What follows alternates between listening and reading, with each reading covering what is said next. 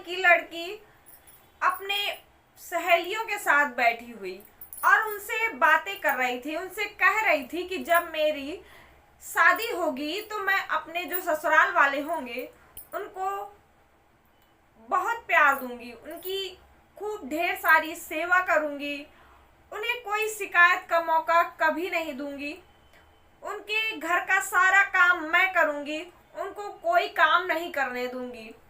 मतलब कि वो ऐसे अपनी सहेलियों से बता रही थी अपनी मन की इच्छा, जो कि उन सहेलियों से जाहिर कर रही थी।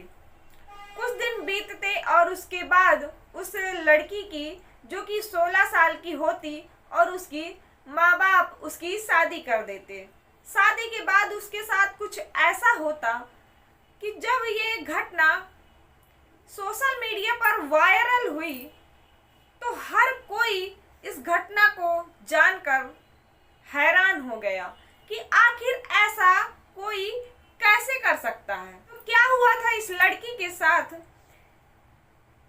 किसने किया इसके साथ दरिंदगी, ये जानने और समझने के लिए आप हमारे साथ बने रहिए। नमस्कार, सत श्री अकाल, आदाब। मैं रागनी आप सभी का स्वागत करती हूँ। जो भी भाई बहन मेरे चैनल पर नए आए हैं उनसे रिक्वेस्ट है कि चैनल को सब्सक्राइब कर लें और वीडियो अच्छी लगे तो लाइक भी कर दें। और आप हमारी ये घटना कहाँ से सुन रहे हैं, आप अपना नाम और अपने शहर का नाम हमारे साथ साझा कर सकते हैं, जिससे हम नेक्स्ट वीडियो में आपके कमेंट को पढ़ने की पूरी कोशिश करेंगे। तो चलिए हम बढ़ते हैं अपनी घटना की तरफ कि क्या है ये हमारी घटना। तो ये हमारी जो घटना है वो उत्तर प्रदेश के फिरोजापुर एक जिला पड़ता है और इसी जिले से लगता हुआ एक, जो कि मठ सेना एक थाना, और इसी थाने से लगता हुआ एक आकलपुर गांव, और इसी गांव में जो कि एक व्यक्ति रहते थे। इनके 3 बेटे थे। बड़े बेटे का नाम अवधेश, और जो कि दूसरा बेटा था उसका नाम प्रशांत, और तीसरे बेटे का नाम संदीप था। जो ये अवधेश कुमार था ये कुछ काम नहीं करता था। दिन भर या तो घर में पड़े रहना या तो दोस्तों के साथ घूमना, बस ये ऐसे ही करता था। इसे काम में ना तो इसका मन लगता था ना ये करने की कोशिश करता था। बर्बाद जैसे लोग बर्बाद लड़कों की तरह ये घूमता फिरता रहता और घर में पड़ा रहता। जिस बात से इसके पिता जो कि थे वो बहुत परेशान थे, क्योंकि लड़का बड़ा हो चुका था, उसकी शादी की उम्र हो चली थी, लेकिन ये कुछ कमाता धमाता नहीं था। पिता इसके सोचते कि ऐसा करें कि हम इसकी शादी अगर कर दें तो शायद ये सुधर जाए, बीवी बच्चे होंगे तो इसके सर पे बोझ पड़ेगा, तो ये जिम्मेदारी समझेगा और शायद ये कुछ कमाने धमाने लगे। तो इनके पिता क्या करते कि इसके लिए रिश्ता ढूंढना शुरू कर देते।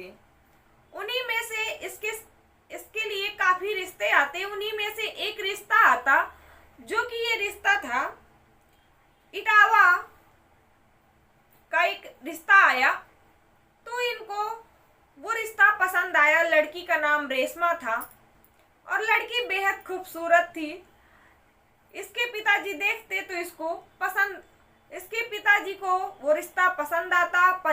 सारे परिवार की रजामंदी के साथ इन दोनों का रिश्ता तय होता और इनकी शादी हो जाती। सन 2012 में हो जाती। रेशमा अवधेश के घर 2012 में सन 2012 में दुल्हन बनकर आती। कुछ दिन तो दिन बड़े अच्छे गुजरते। रेशमा सबकी सेवा करती, सबको खुश रखने की कोशिश करती, सबका कहना मानती और इसी तरह अपने परिवार को जोड़ कर रखने की पूरी कोशिश कर रही थी। और ये जो अवधेश कुमार था तब भी ये कुछ कमा धमा नहीं रहा था।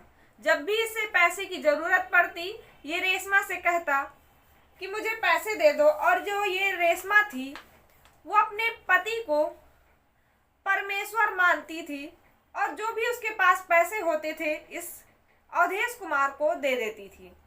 लेकिन वो भी कब तक देती, जब अवधेश कुमार कुछ कमा ही नहीं रहा था, उसे पैसे देता ही नहीं था, तो वो भी कहाँ से पाती। जो भी उसे मायके से पैसे मिलते वो अवधेश कुमार को दे देती और ये मौज मस्ती में सारे पैसे उड़ा देता। अब एक दिन अवधेश कुमार ने जो कि रेशमा से पैसे मांगे, तो रेशमा ने कहा कि ऐसा करो कि आप कुछ काम धंधा कर लो, कुछ कमाओगे तो पैसे आएंगे। मेरे पास पैसे कहाँ से आए? जो भी पैसे थे, जो मेरे माँ बाप से मुझे पैसे मिले थे, वो भी मैंने आपको दे दिए, मेरे पास पैसे ही नहीं है। तो अवधेश कुमार उसको, रेशमा को बहुत मारता। इस बात से वो कहता कि जब मेरे पिताजी ने मुझे कभी काम करने के लिए नहीं कहा, तो तुम मुझे काम करने के लिए कैसे कह सकती हो? तुम मुझे पैसे दो, अपने पिताजी से मांगो और वहां से मुझे पैसे ला के दो। रेशमा ने मना कर दिया, जिससे अब इनके बीच झगड़े चालू हो गए। अब जब पति कुछ कमा नहीं रहा है, पति पत्नी की इज्जत नहीं कर रहा है, तो कोई और ही उसकी क्या इज्जत करेगा? जो उसके देवर थे वो भी उसकी इज्जत नहीं करते थे, उसको बात बात पर परेशान करते। उसको चाय बना कर लाती तो उसमें कुछ कमी निकालते, शक्कर कम है, दूध कम है, और इसी बात पर उसे टॉर्चर करते, मारते। और जो ये अवधेश कुमार है वो अपने भाइयों से कहता कि हाँ तुम बहुत ठीक कर रहे हो, ये इसी लायक है।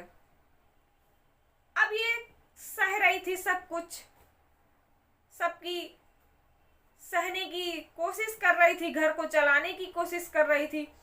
ऐसे ही समय गुजर रहा था। कुछ दिन बाद इनके जो सास ससुर थे वो भी चल बसते और फिर ऐसे ही समय गुजरता रहा। और जब भी इसका भाई, जो कि एक भाई था, वो रेशमा के पास जब भी फोन करता, वो पूछता बहन ठीक हो, क्या हाल है, कोई दिक्कत तो नहीं? तो रेशमा अपने भाई से कभी नहीं बताती कि मुझे कोई दिक्कत है या परेशानी है। वो उससे हंस कर कहती कि मैं बिल्कुल ठीक हूँ। भाई भी सोचता कि मेरी बहन ठीक है। और एक दिन क्या हुआ कि अब ऐसे ही समय गुजरता रहा, धीरे धीरे अब आ गया 5 अगस्त 2024 का दिन, जिस दिन उसकी दर्द भरी जिंदगी का शायद आखिरी दिन था। अवधेश कुमार के घर से बहुत तेजी से मारने पीटने, लड़ाई झगड़े की आवाजें आ रही थी। आस पड़ोस वाले सुनते तो उसके भाई को, रेशमा के भाई जो को फोन करते और उनसे कहते कि पता नहीं ऐसा क्यों लग रहा है कि तुम्हारी बहन को बहुत मारा पीटा जा रहा है और कुछ ना कुछ तो गड़बड़ है और तुम जल्दी आ जाओ। वहां से जल्दी आंदन फांदन भागता 6 अगस्त को सुबह सुबह जो कि वो रेशमा के ससुराल पहुंच जाता। जब वहां दरवाजा खोलता तो दरवाजा खुले हुए थे। वो अंदर जाता तो वहां कोई नहीं था। आवाजें लगाता, कोई सुनता ही नहीं, कोई वहां पर था ही नहीं, तो सुनता कौन?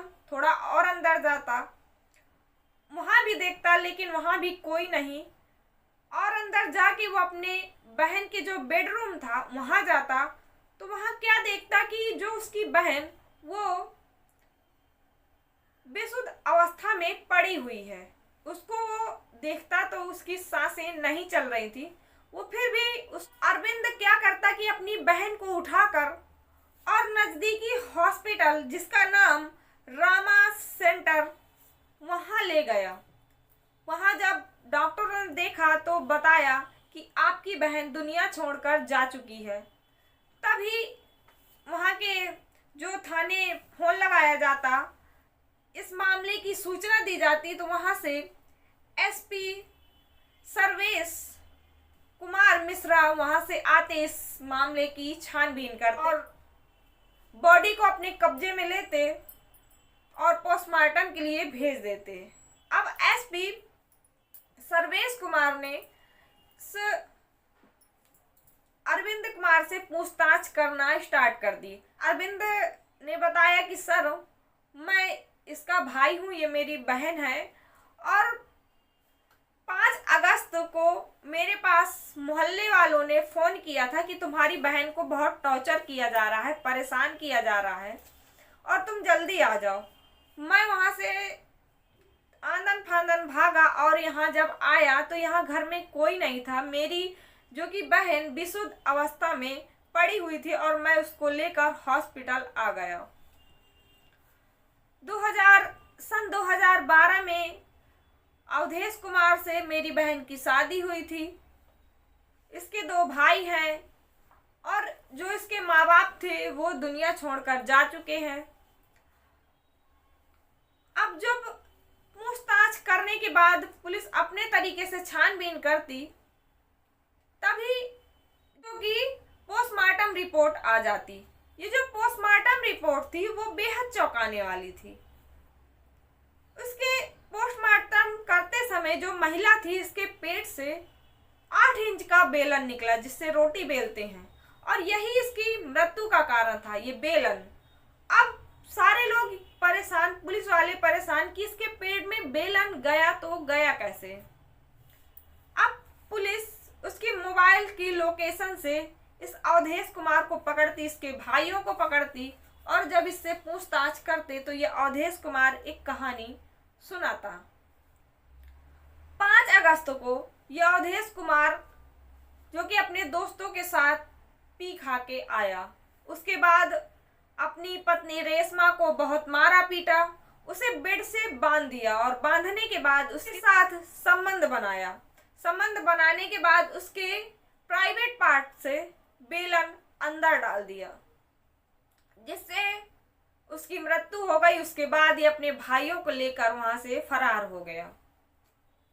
ये सुन पुलिस वाले बेहद परेशान कि कैसे कोई इंसान इतना दरिंदा हो सकता है।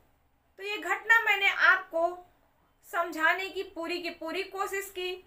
आपको ये घटना कैसी लगी आप हमें कमेंट करके ज़रूर बताइएगा। मेरा ये घटना सुनाने का ये बिल्कुल भी मतलब नहीं था कि आप लोगों को परेशान किया जाए, कि किसी को दुख पहुंचाया जाए, बल्कि बस इतना कि आप लोगों को सतर्क और आप लोगों को सचेत किया जाए। तो आज की घटना में बस इतना ही। मिलते हैं एक नई घटना में एक नई जानकारी के साथ। तब तक हम उम्मीद करते हैं कि आप अपना और अपनों का ख्याल रखेंगे। तब तक के लिए